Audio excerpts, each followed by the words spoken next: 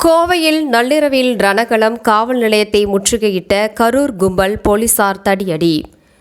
கோவையில் தேர்தல் களம் சூடுபிடித்துள்ள நிலையில் கோவையில் செந்தில் பாலாஜியின் ஆதரவாளர்களான கரூர் கும்பல் நடத்திய அராஜகம் மற்றும் வாக்காளர்களுக்கு பணம் கொடுத்த விவகாரம் பெரும் பதற்றத்தை உருவாக்கியுள்ளது.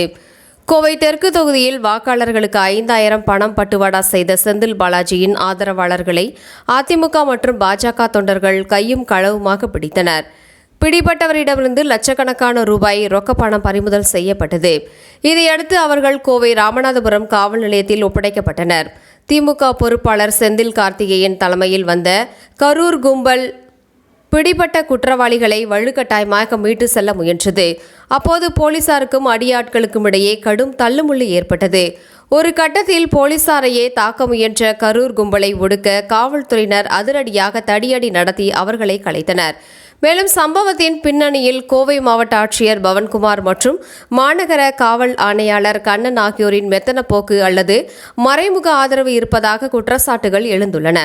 தோல்வி பயத்தில் செந்தில் பாலாஜி உச்சகட்ட முறைகேடுகளை அரங்கேற்றி வருகிறார்.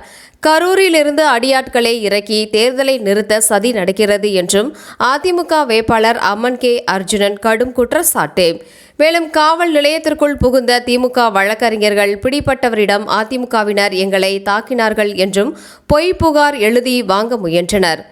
காவல்துறையினரின் கண்முன்னே நடந்த இந்த சதியை கண்டறிந்து அதிமுகவினர் வாக்குவாதத்தில் ஈடுபட்டதால் திமுக வழக்கறிஞர் அங்கிருந்து வெளியேற்றப்பட்டனர்.